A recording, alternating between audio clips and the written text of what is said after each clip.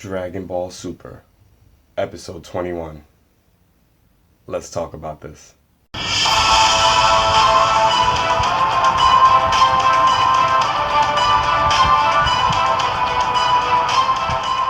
Night Riders. So, pretty much episode 21 takes place like immediately after episode 20, where Frieza's ship shows up on Earth, and then the army of 1,000 comes out of the ship. And pretty much the Z fighters that are on the battlefield are Krillin, Tien, Master Roshi, Gohan, and Piccolo. And so they start to explain where everybody else is. He said Tien said it was too dangerous for Chaozu to come. Krillin was like, "Oh, that's fine. As long as we have Boo here." And then they realized that Boo didn't show up.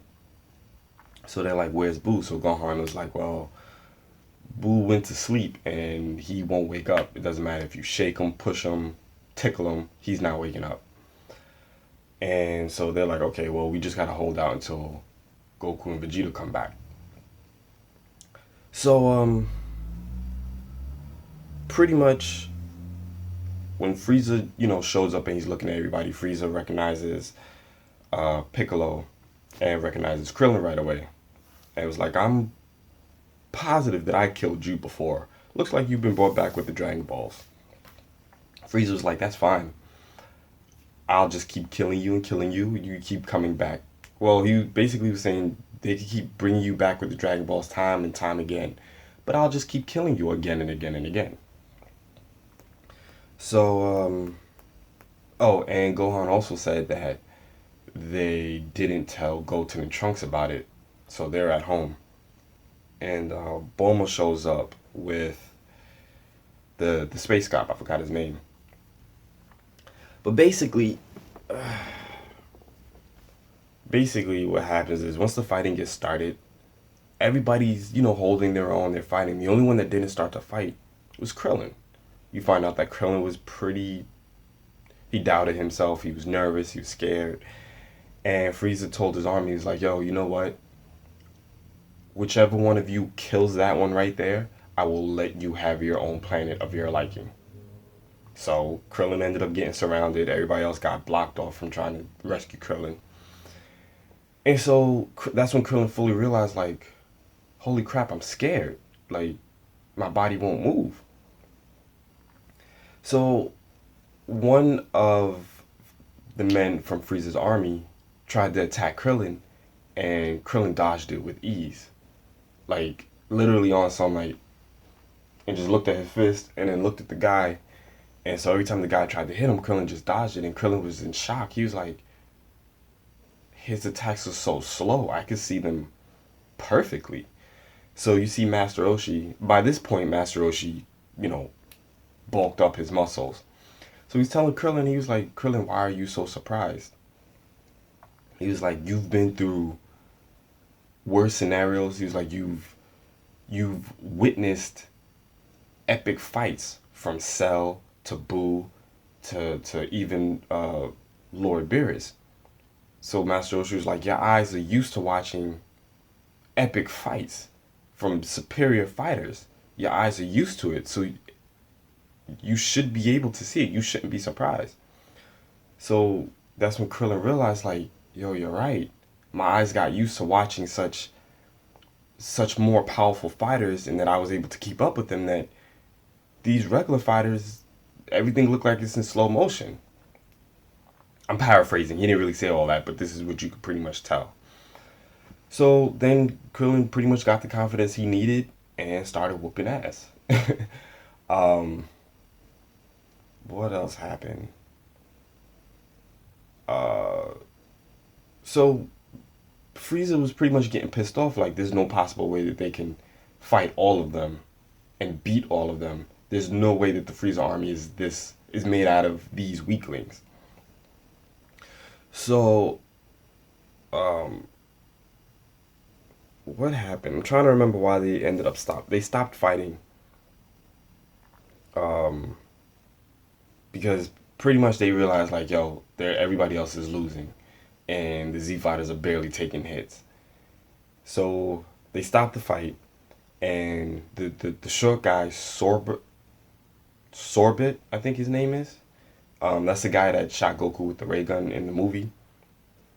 He sent out the most powerful fighter in the group to take on Gohan because Gohan was the most powerful fighter of the Z fighters. So the guy starts charging. I forgot the guy's name. Sesame. That's his name, Sesame. He charges at Gohan and he pretty much grabs him. And, he locked himself around Gohan so Gohan couldn't move and he's squeezing him. But you realize that Gohan isn't even flinching. He's not yelling. It looks like Gohan's not even feeling this. So Gohan pretty much is telling him, like, hey, look, listen.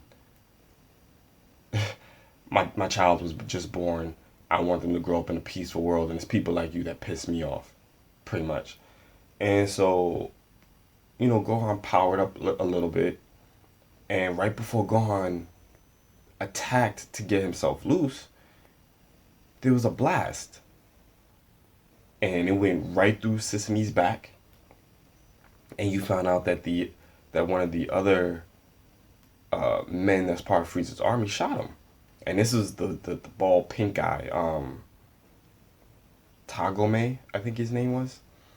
So once Sesame dropped and you realize that he was pretty much dead, you see that Gohan got a hole in his chest now because of that same blast. And so Sorbet, the short guy, he's arguing with Togame, talking about, oh, what are you doing? You just attacked one of our own men. So Togame was like, well, I saw it as a perfect opportunity to take out the strongest fighter of the enemy's team.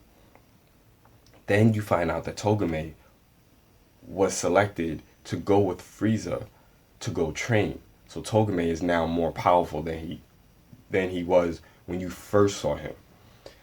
And once he powers up, Sorbet uses the scouter. Sorry, the word was escaping me. He uses the scouter and he realizes that he's more powerful than the Ginyu Force. So, in order so Gohan doesn't die, Piccolo pretty much shocked his heart back to beating because his heart stopped beating, and they gave him a sensu bean. And when Togame pretty much powered up, you got Goten and Trunks playing in the yard, sensed it, and Trunks was like, Goten, do you really want to stay here and do nothing when something awesome is happening right now? Let's go. So Goten was like, okay, dropped the ball, and both of them took off. And that's pretty much how the episode ended. Now, let me backtrack a little bit to Goku and Vegeta. You see that they're training, and they're fighting each other. And Wiz is pretty much like, the two of you didn't need to come here. You could have just fight together. Well, basically train each other in y'all backyards. He was like, because the two of you fighting together like this is a much faster pace in training than me training you. So Lord Beerus is watching them fight, and he's like, you guys are more powerful now. Do you want to fight me now? So Goku was like, no. You're still more powerful than us, Lord Beerus. So Beerus was like, okay, well, you guys are making too much noise. So he told Wiz to send them to that place. Now, you never know what that place is, but that's all he says. And Goku's like, Lord Beerus, what do you mean send us to that place? What do you mean by that? So Wiz pretty much takes his staff and creates like this whirlpool portal that sucks in Goku and Vegeta. Now, you don't know where they went because you don't see them again for the rest of the episode. I'm guessing they're going to wait till the next episode. But it's very interesting because with everything that's going on Earth, Goku and Vegeta still haven't reached the Super Saiyan God, Super Saiyan level yet. So I'm very curious to see if they get into that explanation. I'm actually dying to know if they get into that explanation. But yeah, that was pretty much the episode in a nutshell. Yeah, that was it. So, Night Riders, post your comments down below. Let me know what you thought of my review for for episode 21 of Dragon Ball Super, and let me know if you're even keeping up with the anime, if you're watching it, or if you're just keeping up with it by watching my reviews. Let me know. Alright? Hopefully you guys enjoyed this review. Night Riders, y'all already know what it is you comment, like, and share.